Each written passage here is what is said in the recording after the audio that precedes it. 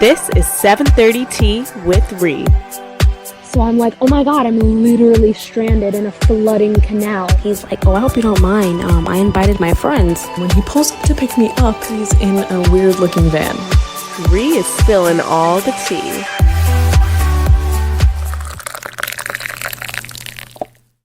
Hello, everybody, and welcome to 730 Tea with Ree. If you are new here, I'm very happy that you're here. You guys are going to laugh at me. You guys are going to make fun of me because today, it's a Monday. It's Columbus Day, right? Right. So, I was on my merry little way to the library to go and record this episode. Mind you, I work part-time at a library, and I am off today, visibly. And why did I go to the other library today to record this? Like, I'm driving over there, and as I'm driving near it, I see there's no cars in there, and I'm like, oh my god, you imbecile. How did you manage to do this all on your own? Fully on your own. You managed to make a fool of yourself just like that. And yeah, it's so funny because I literally planned on getting my Starbucks because there's a Starbucks nearby the library and everything and all that. I usually get that right before every episode so I can feel all energized and awake during it. Oh, guess where I am now? I'm parked at this marina that I like to go to a lot. That isn't far from my house. It's like 15 minutes. It's like one of my favorite places. So I'm parked here right now and I'm doing the episode in my car because I was like, well, might as well get right to it anyways, right? Anyways, I hope you guys are all doing well today. Aside from me and my stupid little moment, I'm really excited for this upcoming weekend. I'm going to be going to Salem, Massachusetts. So I'm excited for obvious reasons. If you guys have listened to the last episodes, especially episode 5, where I predicted a breakup from a tarot reading that I did, and a sound healing reading, and a dream that I had, a whole bunch of stuff that, led to the prediction. But if you guys had listened to that episode and everything, you'll know that I really am very excited about this because I'm an intuitive person and I love crystals, I love spirituality, so I'm really excited to go there and see what it's all about.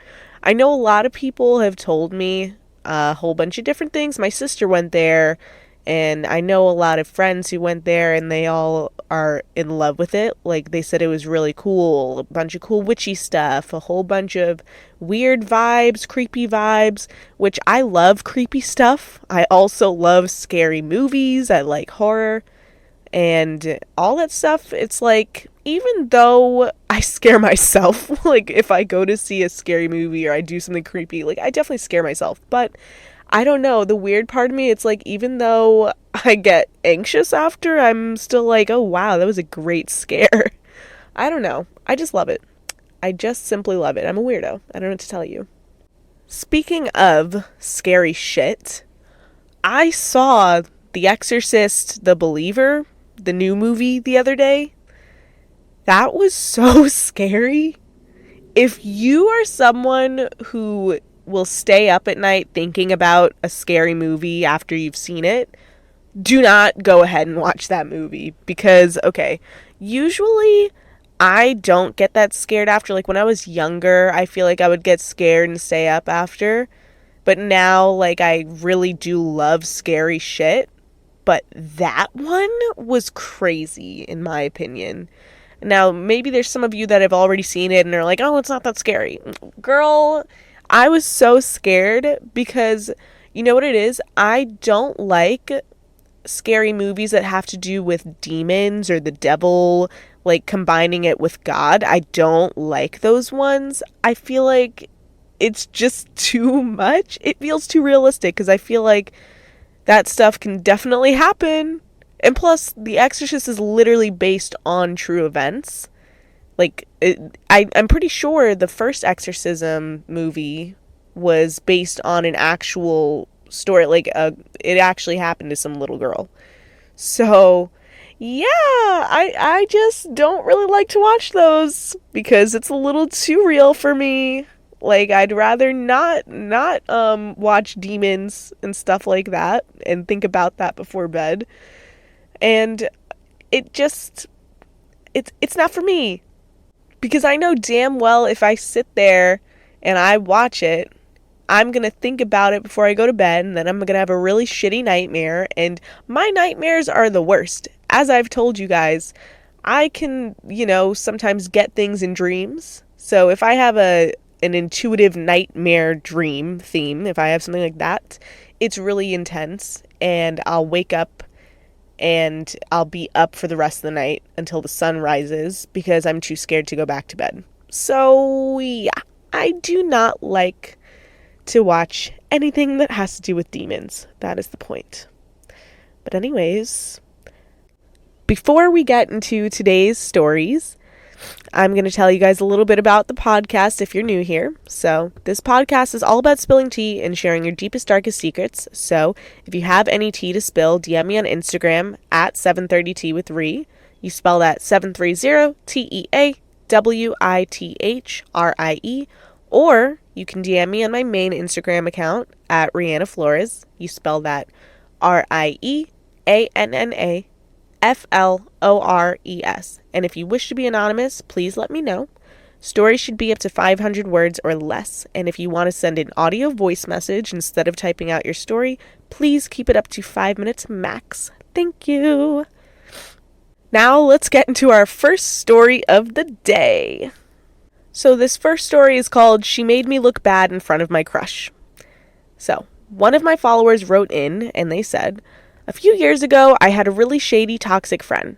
There were plenty of times where she's tried to make me look bad or make herself look better when we hung out around other people. I have many little gems from her, but I felt like this one needed to be shared. So I was playing pool at a pizza place with her and some other friends, one of which was a guy I was interested in that she was friendly with and had classes with. She knew I liked him and said that she would try to get us talking if we all spent time together as a group. This pizza outing was my chance, or so I thought. He and I got into a conversation and were sort of flirting. Then he starts talking about how he was tired of casual dating and really wants a committed relationship. This is when my friend chimes in with, well, you're looking in the wrong place. Hannah hasn't really dated much and is pretty immature.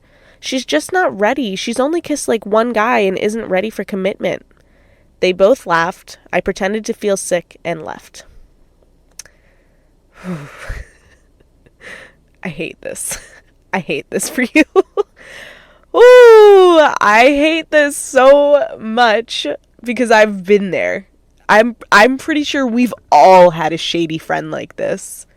I think every single girl can relate to this shit because we've all had a shady friend. I mean, I'm sure guys can relate to it too, but I think in girl world, it's honestly sometimes worse. And I think it comes from pure insecurity is what it is. I just feel like it's so wrong when a girl puts another girl down, like in front of someone, because you're supposed to have each other's backs. I feel like as a woman, we already have a tougher time out in society in general. So it's like, it makes more sense for us to have each other's backs as it is. You get what I'm getting at here, you know? And there's just not much that you get out of putting another woman down other than maybe temporary satisfaction. Maybe it made you feel good for like 5 seconds, but then like later when you're alone by yourself, you're really going to be sitting there alone in your thoughts thinking like, damn, why did I do that? Like, damn, that just, adds on to who I am as a person. What kind of person does that make me, It's like at the end of the day, you're still not going to feel satisfied with yourself overall after having a temporary satisfactory moment from something that's literally so horrible. Yeah, this girl, she's definitely not a girl's girl. It honestly seems like she was maybe jealous of you or just super insecure about herself, or maybe she's a super conceited girl and likes to make sure that she always looks the best in front of other people, which in a way I still think that coincides with a sense of like insecurity, because if you have to do so much just for people to think of you as a good person, or for someone to think that you're beautiful, or for someone to think that you have it all together, then you have a lot of insecurities within yourself, because you're already trying so hard for other people to believe it because you don't even believe it yourself. Because really and truly, if you did believe those things about yourself, then you wouldn't care about whether or not someone else does. Like, you wouldn't need that validation from anybody else. You wouldn't be searching for it. What I've learned personally is that as you grow older, the only validation that you should need is your own. And by that, I mean you should always validate yourself. You know, it allows you to feel at peace with who you are, because, you know, you're validating your own feelings. You're validating just who you are as an individual. And if you can't even validate yourself, you're going to be constantly looking for that validation in every single place that you go and in every single person that you meet. And by doing that, you'll only find yourself really exhausted and drained from your thoughts, running in so many different directions, and it'll only leave you feeling even more unsatisfied with yourself than you already are. Also, I don't like that the guy just like went along with it. Like, he didn't even call her out on anything. Now, I know that some guys can be oblivious, and that shit's annoying as hell, but like, I feel like sometimes you really can pick up on social cues, or if someone's being rude. And what she said, I feel like it sounded visibly rude. So I don't understand why he didn't pick up on that, or maybe he did. I feel like if he did pick up on that, that honestly kind of makes him a coward, which means then you guys weren't meant to be anyways. Because if he was the guy for you, and he liked you the way that you liked him, he'd be able to recognize, you know, the good in you, and know that the things that she was saying probably weren't true, or that even if they were true, that you still have good in you, and that he'd be interested in wanting to know all of you, not just hear what she had to hear, because that's one perspective compared to actually getting to know you, if that makes sense. Also, too, like, just the laughing itself really shows who he is. The fact that he just, like, laughed at that when it was probably an uncomfortable moment, too, because you can sense when it's, like, awkward. So he should have just stuck up for you, but he didn't. By the way, guys, I'd like to slip in here that her and this girl are not friends anymore, in case you were wondering. Like, she told me this after she sent this in. But going back to everything, honestly, it's good that you're not friends with her anymore. It's good that it didn't work out with that guy, because you probably would have been really unhappy continuing both types of relations if you stuck with that. You're better off without them, and I'm really proud that you walked out of there rather than staying there and dealing with that the whole time. Even if you faked it, like, at least you knew your worth and you left for your own good and your own peace of mind.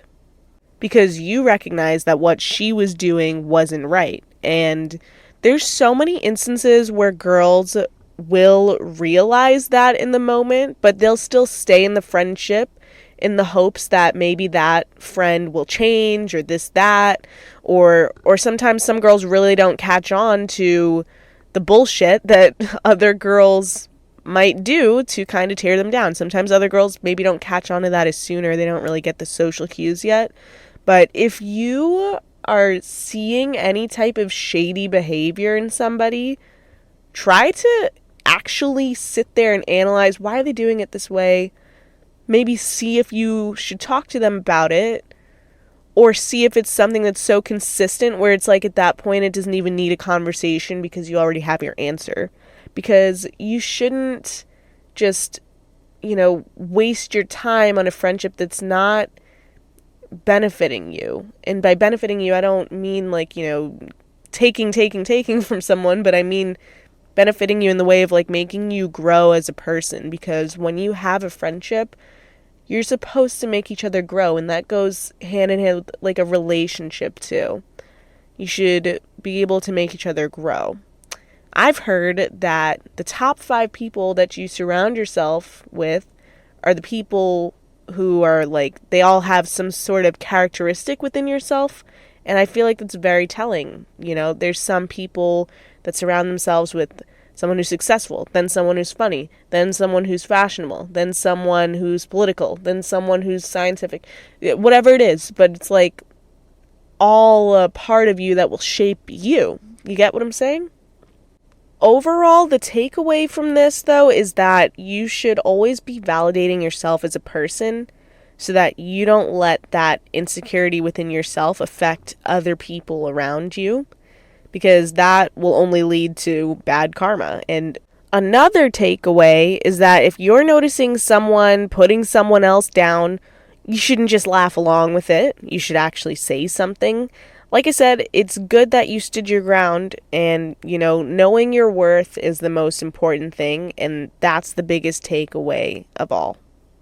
Like I said, I'm glad that you and that girl are not friends anymore, because if you guys stayed friends, it only would have stunted your growth as a person. All right, so time to get into our next story of the day. So this one is called Her Boyfriend Paid for Head from a Massage Lady. And this was actually an audio message sent in from one of my followers, so I'm going to play that. Okay, so this couple that my boyfriend's friends with, it's one of his like friends he's known since high school. They're actually getting engaged in like 2 weeks, which is literally insane. They've been together for like 6 or 7 years. They're like one of the most toxic couples I've ever met in my whole life. And they were actually supposed to get engaged on New Year's last year, but she ended up calling the whole thing off because they didn't like live together, but like she would like go over like his like credit card bills and stuff, and he had these like random charges, and she like couldn't figure out what it was. And then she like went through his phone and found out he had been going to underground massage parlors to he was like paying women for like hand jobs and stuff. And I mean, like, he was going like multiple times a week to these places. Like, it like wasn't like a one-off thing.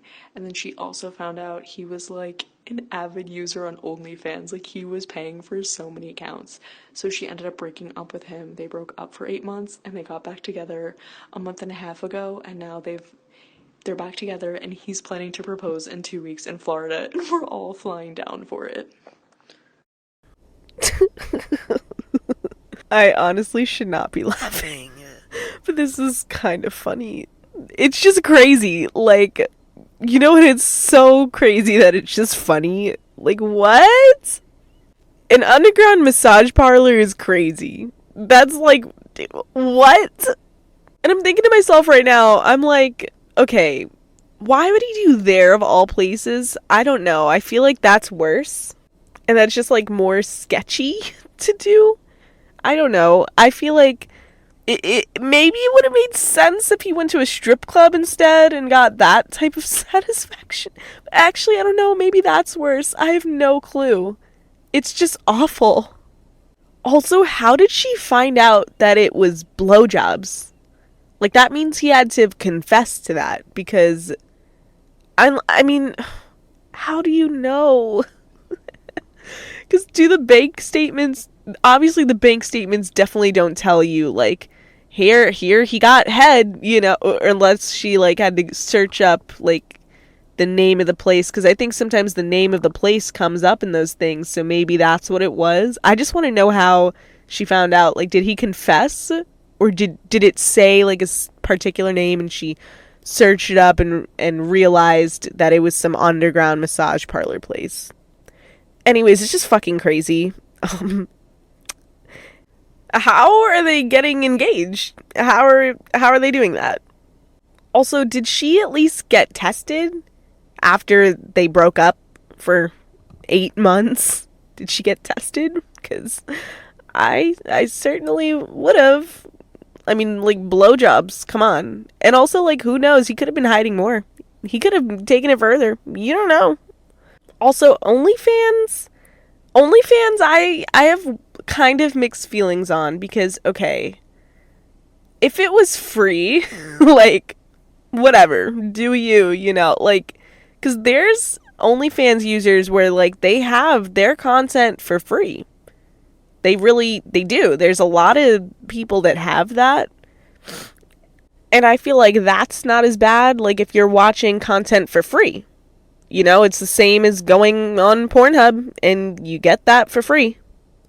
But to actually pay for it is crazy to me, because I don't know if these two live together or what, but even just in general, like, when you're in a relationship, usually, like, you're kind of sharing that money at some point, you know what I'm saying? So it's like, that's your guys' money together. So it's like, he's really using their money to pay for OnlyFans. And also, even if it's not their money, like them together, it's about to be, because they're going to be engaged. So she better keep him in check. She better be checking. She shouldn't even have to. She should not even have to, because she shouldn't be with him.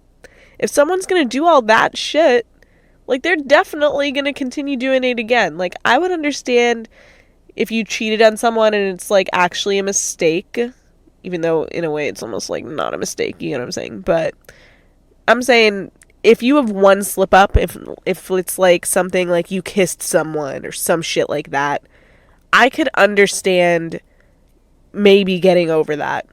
If you were like a couple where you were together for like 6 years and maybe they just kissed someone because they were feeling whatever the fuck they were feeling, whatever it is, like, if it's one little kiss, I'm like, you guys could work through that together as a team and become better people, right?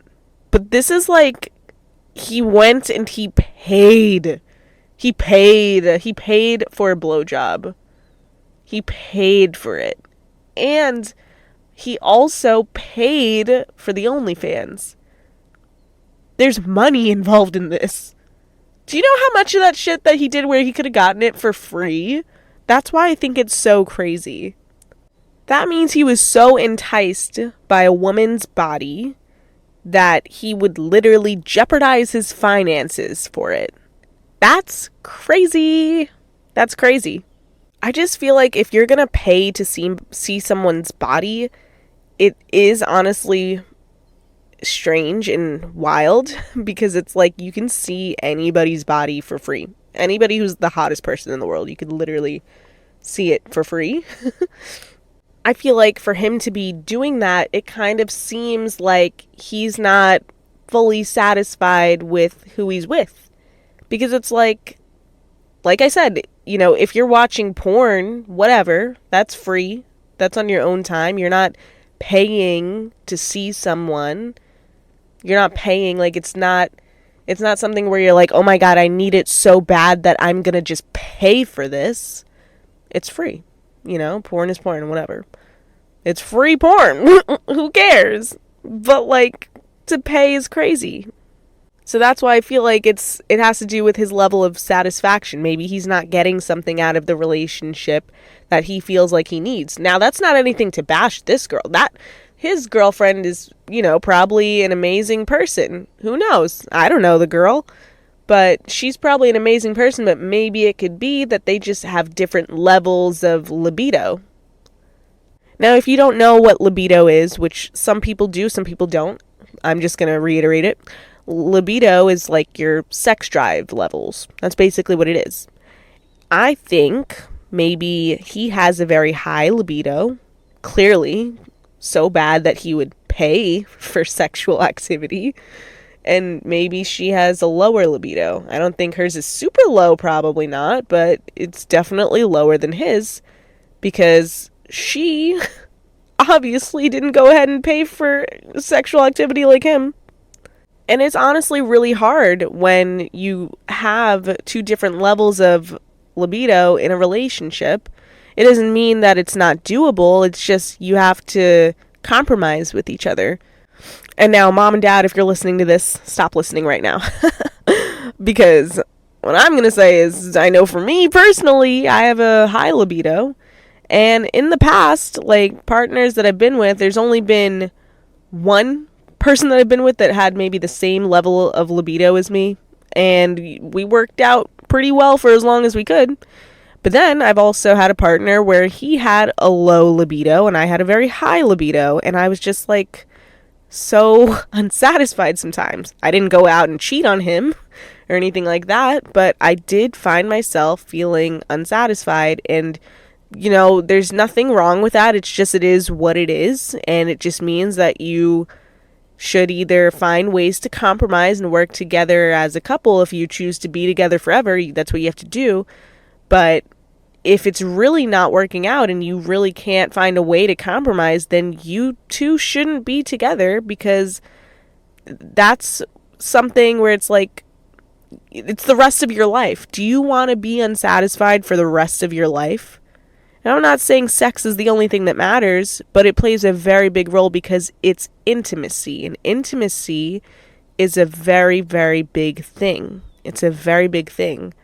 There's other bigger things, but that is a very big thing in, like, your first however many years of marriage, and it's important. Now, I know years later in a marriage that those intimacy levels kind of go down, and so, like, personality traits matter more, just, if you click as two people together.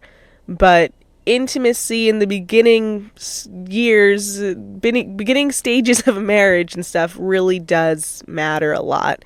So that's why I think that maybe these two either shouldn't be together at all, or they should compromise. But personally, I really don't think that they should be together at all, because for him to pay, like I said a billion times, for him to pay for that means that he has some type of problem too. Not only that he has a high libido, which, like I said, there's nothing wrong with a high libido, but it's just the fact, if you're going to go ahead and pay for something and jeopardize your finances, that is concerning, because you could have gotten that for free. If you wanted to cheat, you could have done it for free. Like, it just doesn't make sense to pay for it. Anyways, going back to them about to be engaged, that's really crazy, and like I said, not a good idea. I think what their biggest issue, it seems like, is communication. I feel like they aren't discussing their wants versus their needs, and I feel like even though maybe they're probably going to end up getting engaged anyways, it seems like she's probably going to say yes, because it seems like an on and off thing going back and forth. And sometimes in those scenarios, you feel so passionate and angry and in love and sad all at the same time and happy at the same time. Sometimes you just end up saying yes, in the spur of the moment. I feel like it's probably not going to work out, because they have not even gotten down to the bottom of what it is they want versus what they need from each other, it seems like. Because if they did, he wouldn't be doing what he did, and she wouldn't have been staying with him, honestly, if she recognized what she needed and what she wanted. She'd be going after somebody else who, she actually deserves. But either way, I'm not even sure she really knows what she deserves, because if she did, she wouldn't be staying with him. It seems like she's only staying with him because she's scared and fearful of the unknown, or not finding what she had with him, which I'm not sure what they have because I don't know them as a couple, but it seems like she definitely feels something very strongly enough to stay with him after all of that. All I know is, this is definitely not good. It's definitely toxic, and they shouldn't be together unless they had a really huge discussion and actually worked on themselves separately for a long time. And I feel like 8 months, I feel like even though that's long, it's really not long enough.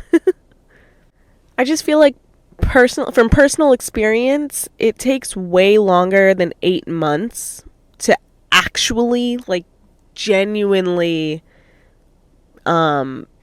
change and grow. You can grow day by day. That's a true thing. And, week by week, month by month, year by year, you can really grow. Sometimes people grow in a quick, short amount of time. But I feel like when it comes to cheating and pain like that, I feel like it takes a way longer time to actually fully genuinely heal, because it's a big, big layer of trust that is broken with that. I know from personal experience, which that will be an episode at some point. I'll definitely have to tell you guys my cheating story where somebody cheated on me. But anyways, like I said, I don't think these two should really be together. If you guys have any personal opinions to share on this particular story and how you feel, definitely swipe up when I post it on my social media stories. Definitely swipe up and let me know. I'll probably put some polls up there, or if you guys want to actually swipe up and send me your legitimate opinions, I don't care. I'll sit there and I'll read it and I'll listen to it. I'll respond to it. If you want to send audio messages, like, I'll sit there. I love to hear different perspectives. Plus, like, this was a very complex type of story, so I would like to know what you guys think. But anyways, we're going to get into our third and final story of the day, which is called He Dumped Me When My Grandma Died. So this is a trigger warning for any of you, just in case. So one of my followers wrote in and they said, "So I dated this guy, and in hindsight, there were a lot of red flags, such as he made comments on how much food I love to eat at a gathering. He would even rate our sex life, which was really hurtful and made me feel like ass because I wasn't into what he was into.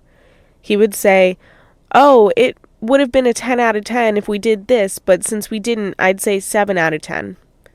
Anyway, we now see that he's obviously trash. Back in February, my grandma passed away at the age of 91. She was like a mother to me, and the death really messed me up, especially since I was the one who checked the pulse and sat with my mom and aunt waiting for the people to take her body out of the house. We took care of her as she slowly lost who she was on the outside, and my boyfriend at the time knew how I was so destroyed about watching her slowly drift from herself over a period of a few months. When she died, I tried to feel normal again. My boyfriend and I went to eat, and then we hung out. He held me when I cried and even went with me to the funeral. About a week after we put her ashes on the shelf, him and I were supposed to go to dinner to get my mind off of it. But instead, he called me and told me he never loved me and just didn't want me anymore. It felt like I was a toy he casted aside because he got bored. I cried for 20 minutes and then felt grief because he was a horrible boyfriend. Mind you, I wasn't consistently grieving. I hate crying in front of people, and I was as normal as possible. So, yeah, that's the tea, sis." This is so horrible. Which, before I even get into this, I just want to say I'm sorry for your loss. Rest in peace to your grandmother. But, oh my gosh. This is so horrible. What he did is so, so horrible and fucked up. I can't even believe someone would have the audacity to do that to you during an incredibly, rough time that you're going through. Especially, the fact that you were there when she was passing. You were literally checking her pulse. It's just so fucked up on his part. That is the absolute worst timing to do that, and the worst way to do that over a phone call is just so, so fucked up. Especially even saying, he never loved you is, oh my God, that would fuck with anybody's mind, and I can't even imagine how you felt. I can't even imagine the pain that you felt, along with trying to figure out a proper way to cope and grieve. Because grieving, I've seen a lot of people, and people grieve differently all the time. Some people grieve by acting completely normal. Some people grieve by feeling it all at once. And some people grieve through dark humor. There's a lot of different ways that people grieve, and it's a lot. It's a lot because nobody gives you instructions on how to grieve. There's no specific way.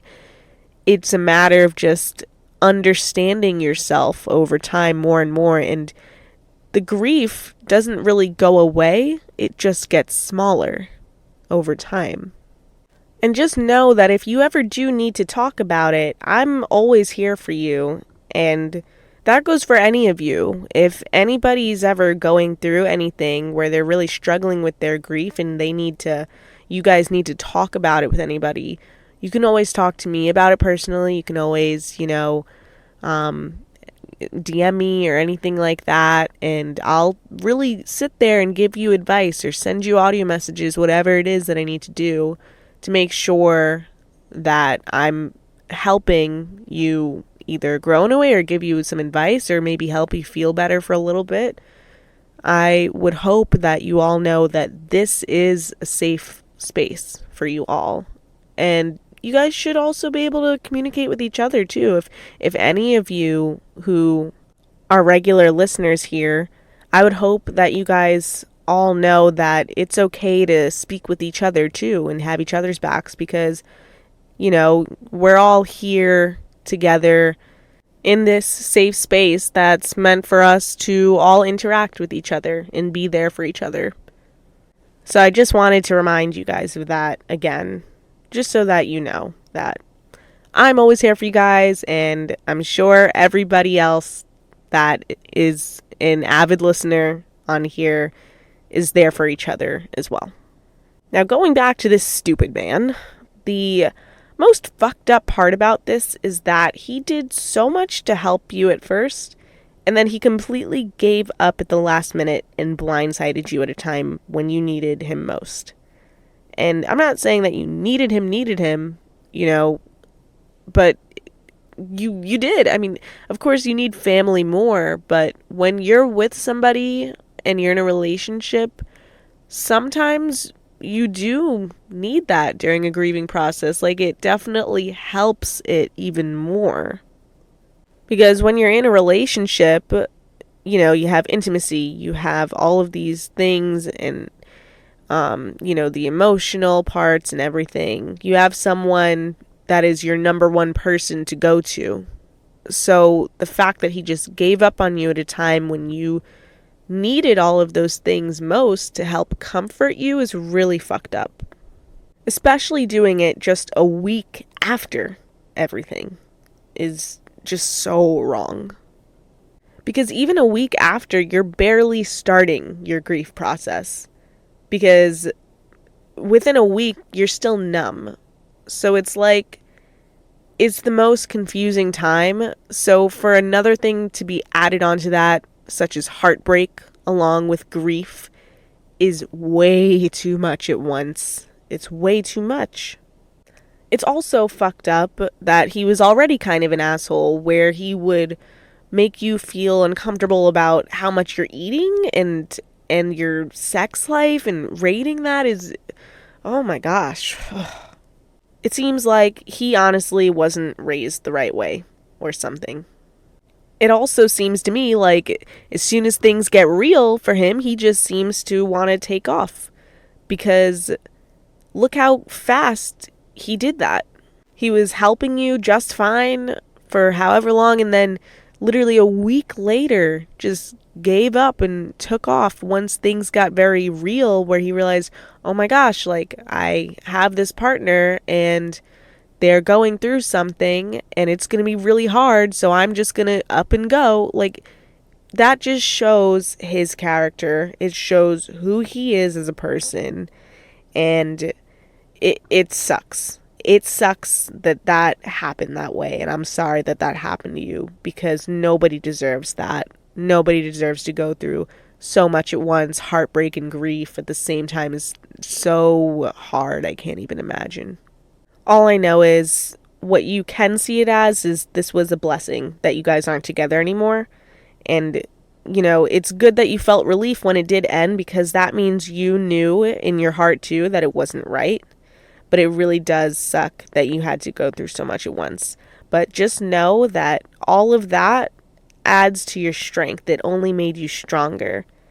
And it sounds like you're a very strong person and that everything that happened really did make you grow and shape you into who you are. And you should be proud of that. I know that I'm definitely proud of you for going through that and pushing yourself through it. Because it's most definitely not an easy thing to go through. And the biggest thing to take away from this is that you really and truly can find a light at the end of the tunnel as long as you just keep going and keep moving forward. All right. So now to clear up all of the energy that we just let out, all the good, all the bad, all the everything that we just let out, we're going to close out with our sound healing session. So sit back, lie down, relax, shut your eyes, take a deep breath in from your nose and out from your mouth. And I'm going to play.